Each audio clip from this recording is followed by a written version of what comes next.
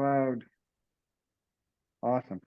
Okay, let me pull up the agenda and we'll get going here. Come on, bigger, bigger. Yep, there we go. So good afternoon, everyone. Good to see a lot of familiar faces and call signs. The 14th December 2023 HAMSI SEQP Telecon. A couple of things we want to talk about today on the agenda. I thought the first thing I think was worthwhile mentioning, probably most of you have heard, there was an X-class solar flare earlier today. Yes. That was a big an one. hour ago, yeah. I tried to do a quick search and see how many of these we've had in cycle 25. And the only two I found were in 2019 and 2021, but that wasn't an exhaustive search by any means. But well, this was apparently the strongest one yet in this okay. cycle. Yep. And everything black. below 10 megahertz seemed to be pretty well affected. I did notice the effects here in New Hampshire. Yeah. So and NASA's got some interesting, their science visualization studio's got some interesting visualizations of what flares look like when they're occurring in the magnetic loops when they break on the surface of the sun and all that. And I thought that was kind of fun. So maybe something to play with. Okay, stuff we want to cover today. I know things have been fairly quiet in the PIO world, but Ed, maybe if you want to give us a quick update or let us know what. Yeah, and I'll be quick because I didn't get much done because we were coming down here we're down in Florida this week, for the winter. So, but obviously we spoke a little bit last week in terms of the press releases, regarding the conference that Gary and Nathaniel went to, the summaries of basically sort of the quote unquote what the findings have been so far coming out of the October event. And then recent publication that was prominently featured. And something's coming up here on my screen. Hold on just a second. Okay. So so those are those releases are out right now. I'm expecting that we're going to be looking at, and Gary, I guess maybe a little tag team on this is that in terms of getting the SEQP results, that'll result in a press release, probably if not before the end of the year, but probably early at the start of the year, to sort of bring us up to speed on that. But just in terms of mailings and overall is that, my goal over the next 2 weeks, because obviously it gets pretty quiet, is to really get some reminders out in terms of, the major, PR sites like Amateur Radio Newsline, QRZ, that if you're interested in one of our workshops, okay, as a club or an organization, to reach out to us and we'll book you. We've got a pretty decent schedule now for January and February, but we'd like to fill them up as quickly as we can. So I'll be getting those notes out. I'm also doing a special note to our contest club list so that we basically have everybody covered, along those lines. So just other things is that in terms of publications, Ron, looking at Ron here. Ron, Mackenzie, Gary, have got pieces scheduled for CQ, for On the Air, and who am I missing? National Contest Journal as well, right? In terms of that. So I think the only piece that we're missing right now is QRZ. And we still got a little bit of time on a deadline, but we're going to need an author and obviously a submission to get us finalized on that. The other piece that I'm working on, and actually as late as tonight, because I'm heading over to the West Palm Beach Club, which partners with the Cox Science Center. And so we're working on observatories on the air, which I think we spoke a little bit about that last week. The idea really came from Binghamton, the Binghamton Club, which is partnering with the observatory there. We've got the Addison County Club in Vermont partnering already with Middlebury College. I'll be pitching the West Palm Beach guys to work with the Cox Science Center. They're part of that facility. And Mary Lou is working on a list as well, okay, in terms of observatories, so that we can tie that together with ham clubs. Not necessarily in terms of sharing it as an event, but sharing ideas regarding how to promote things. So we can get not only, people who are interested in the astronomy part of it, but obviously tie a little bit more into what we're trying to do in a different type of science regarding around the eclipse. So otherwise, I think that's about it. I guess my only other item on the short list, which we talked a couple of weeks ago, was to reach obviously out to some of the podcasters regarding the April event, and that was something that we sort of held back, not for October, but rather for the April, sort of a heavier lift in terms of looking at podcasts. So that's what we'll be doing there. So, and obviously the bulletins and everything else, just as we get along, as we get closer, that'll come to play. So, and I'd be delinquent. I think, looking at Gary, I think maybe is that Nathaniel was interviewed by Scientific American. Am I correct on that? Mary Lou mentioned it, I think, right? So, so I mean, that's a coup. Yeah, that's a coup because, obviously we were looking to get Siam in very, very early on, going back to Nick's presentation back in Scranton, and he was interviewed about a week or so, I guess, right? So so that's good kudo for the agency in terms of pulling that off, and that's a real good piece for us in terms of just getting some publication in a mainstream publication. So AFA WX2R, back to you. So awesome, great, Ed. Thanks for all the good news. Yeah, that was some of the same stuff. Exactly what I was hoping you would cover. Let's take a look here. Yeah. So yeah, the press releases are being picked up. I want to make sure we recognize that. Mackenzie's been hard to work to. She obviously put those out on social media as well, so we got as much traction as possible. Hopefully you guys are seeing my screen, right? The Telecon screen. Yes. Yes. Good. Thanks. And the Spectrum, I know Nick was working on a news item for Spectrum, but having Nathaniel have an interview there as well, that's kind of a double whammy. So that's excellent news. That is really good news. And as you said, I think we've got the popular press pretty well covered between now and the Eclipse with CQ, Spectrum Monitor, QST, and National Contest Journal. So I think that covers those pretty well. Ed, you said something about QRZ. Are you talking to QRZ.com website? Is that what you're thinking? Yes. Yeah. They're really good in terms of picking our stuff up. So, and obviously between Amateur Radio Newsline, amateurradio.com, I mean, and also the ICQ podcast over in the UK has been really good in terms of picking up our stuff. So. Okay, so we got an opportunity on QRZ between now and April. So, okay, good. We'll leave that one as well. Oh yeah, absolutely. Yep, absolutely. Yeah, another request for a presentation did come through today. I'll send it to you, Ed. It's Niagara Point Radio Club up in Canada. So that's another one we can add to our list. And as we said in the past, presenters, don't be shy. If somebody would like to give this a shot, in the next couple of weeks, I'll be updating the standard presentation to give you some guidance to walk through that. I know, Ed, you met the Stan KD1LE last year at the Boxborough thing. That's right. He may be doing that again in August. So. Yeah, and he was terrific. Just as parenthetically, so.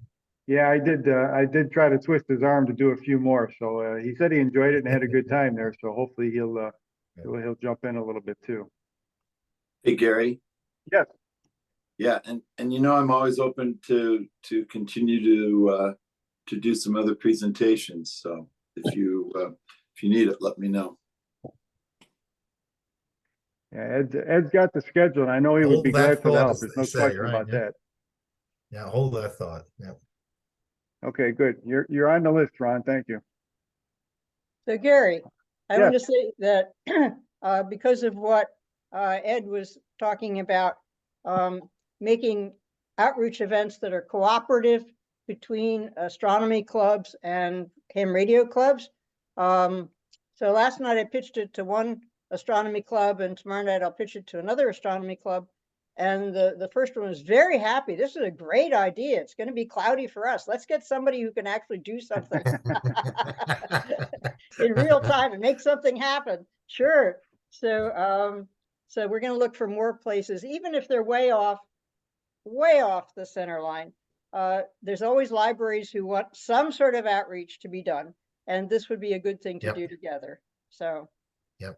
Yeah, that's great. Yeah, actually, that was Binghamton's strategy, is that they figured there's always a cloud over Binghamton, so it worked for us better than it worked for the observatory. So, have you ever seen the map of the United States with cloudy days on it? So it's kind of smushy, and there's two black spots where it's always cloudy. One is Binghamton, the other is Seattle. Wow. All right.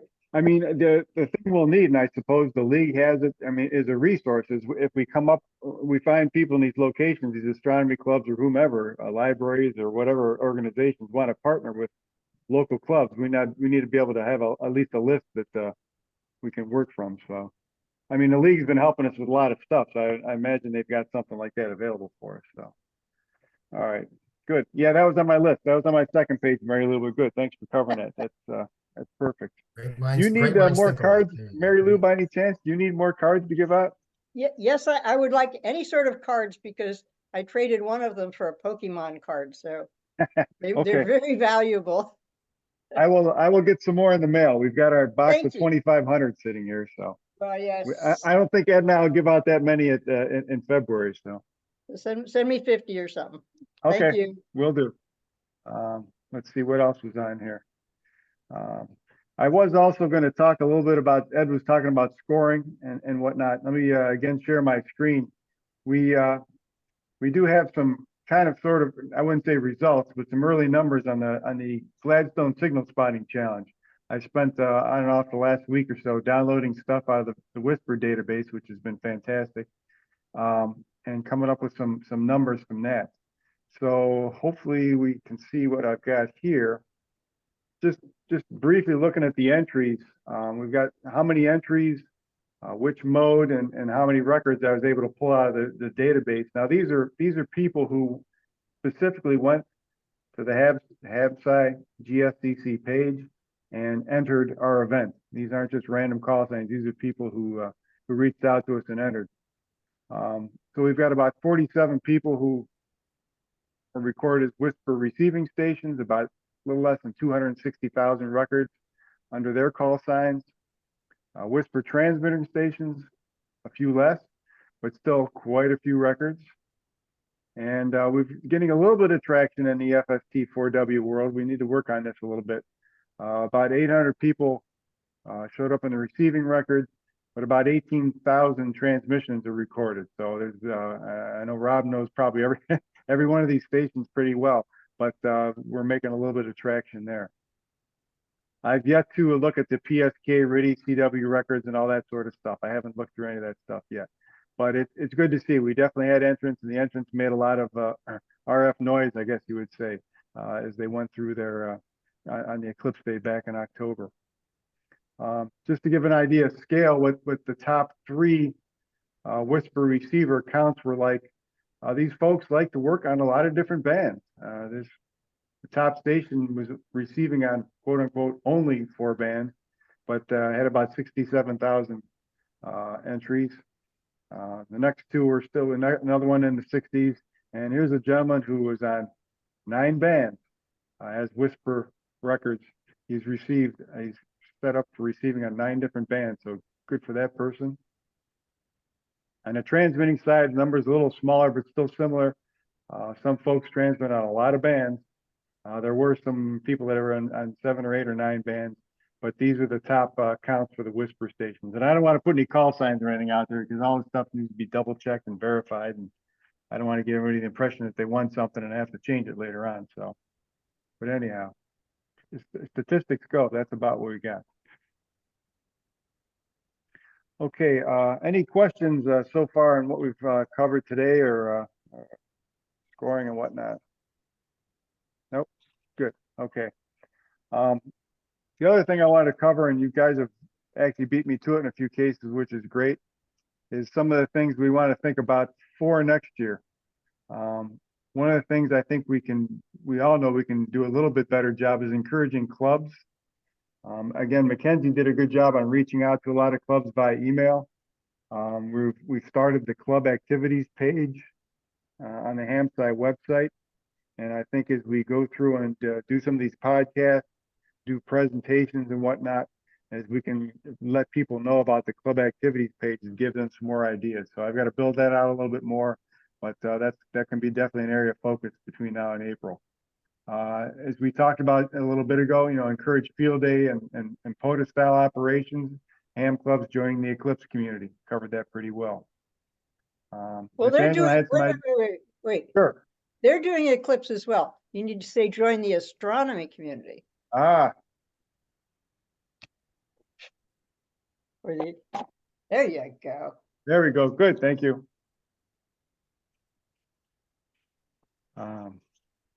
As Nathaniel mentioned last week, there's some opportunities we put our thinking caps on is to do spread our message technology-wise. There are things that, in addition to people operating at these events, is there a way we can have if that's don't have a hotspot and a monitor and display some data live on a YouTube channel or some such thing that would be representative of what's happening in the ionosphere as the eclipse transits the U.S. So that's something to work on and think about a little bit. A little bit longer term, thinking probably past the eclipse, I guess I'd call them education topics. Again, Mackenzie did a nice job of notifying colleges. We've definitely had some college club participation in our events and other HABSAI activities. But what can we do with middle and high school opportunities? That's kind of an open question. We'll see. Hopefully, we can answer that in the new year. And just in general, expand our HABSAI participation and getting greater reach out into the community. I think it was Nathaniel said last week, it's people that have, reasonably technical skill sets can usually jump into HABSAI pretty quickly with both feet, or people that have had, and contribute. A lot of people from other walks of life have done the same, but it's probably a little more difficult. And I think it'd be nice, we all think it'd be nice if we can do something to kind of open our reach up a little bit and get some more people involved in science and what HABSAI is all about. And last but not least, we don't want to forget too, is there's a definite need to add what I'd call analytical resources from the HABSAI community. I see some of the member requests, people joining the HABSAI Google group, and I've worked in this, I've done this sort of mathematics, and I've worked in statistics, and I've worked in the medical field and so on and so forth. People that probably have a pretty good knowledge base that could help us analyze some of these gigabytes of data that we're going to be pulling down and continue to do so. So we've got to figure out a way to get those people excited and get them contributing as well. So those are some of my hopes, I guess, for 2024. Is there anything anybody would add or change or like to comment on the topic? So I have an idea. Ed was telling me about how a lot of ham clubs are connected with the American Red Cross or some emergency thing in their town. Is there a way to send something to all the towns in the United States, or at least the ones on the eclipse path, saying your radio people who really work with the American Red Cross need to get on this or whatever, to go through the town rather than through the club? I don't know how good your club list is. Well, the ARRL has an ARES newsletter, and those groups are the ones most likely to be engaged with local entities like the American Red Cross. Salvation Army's another one. Ah, yeah.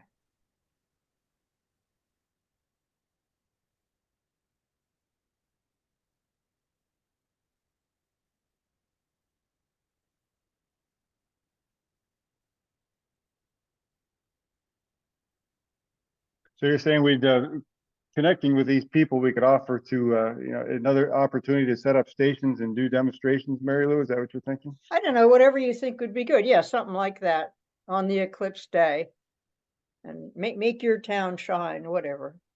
There you go. Yes, come out of the dark, operate with us. There you go. Go into the dark and then come out of the dark. That's it. Exactly. Okay. That's good. Awesome. Okay, good. Well, that's what I had for today for the end of the year, I guess. It's been quite a year. I think a lot of people have contributed tremendously to, and I think we've made, you look at where we started the year talking about which modes and things to operate. You look what Rob and his group have done with Whisper and the beacon blasters and some of the other things that the progress we've made in the last year. And there's only more of that to come, I'm sure. So it's been a pretty good group. Any comments, closing questions, comments, any of that sort of thing? And make sure I got everything covered I had. Hey, Gary. Yeah, Yeah, Randy, AC4FD.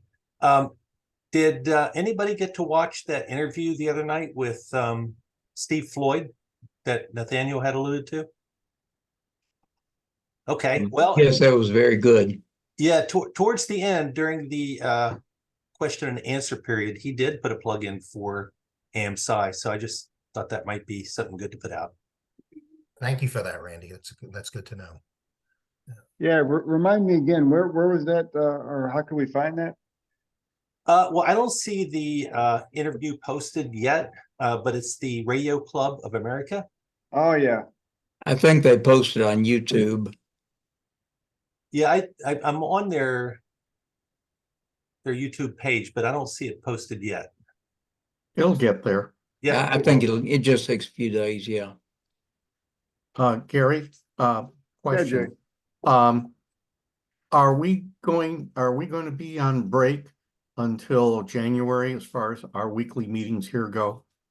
yes, the next one that's scheduled is January 4th. Roger that. Happy holidays, everybody. Same to you.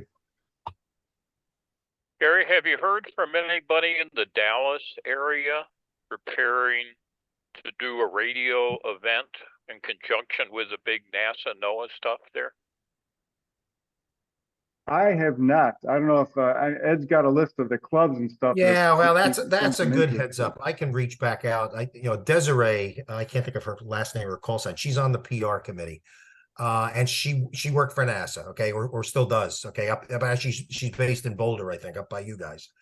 And I can reach out to her, okay, just to see what's going on there because she helped us network a lot of the NASA clubs early on. So I'll reach back out to her. So I'm Okay, just the drawing a reason blank I on names brought it right now. up is I Yeah. plan to be there.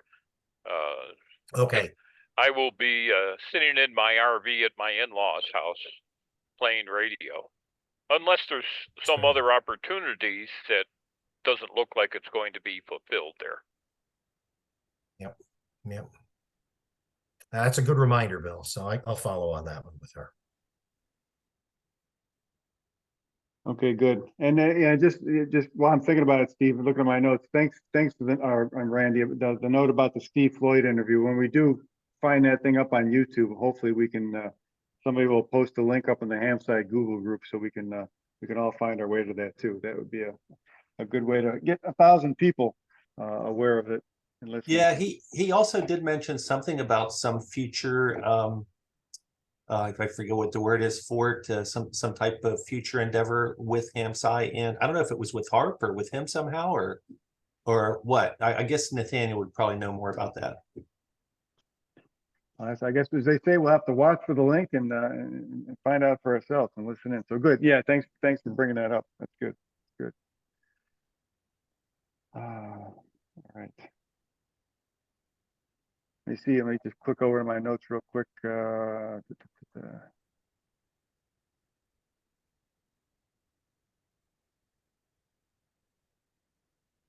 Yep, that's about it. So if there's nothing else, we'll call it a wrap for 2023. It's been a great year. Got a lot accomplished and a lot to look forward to in 2024 as well with the total eclipse coming across. So Right. Made a lot of friends on this Yeah. call, I'll tell you. So, yeah. Happy holidays, everybody. Happy Happy holidays. holidays. See you next have year. safe and Yeah. happy New Year's Eve, and we'll see you everybody in the 4th. If Thanks, not on Gary. the air sooner, right? On Right. January 4th, right? See you. All right. So long, all. 73s. 73. 73s, yeah.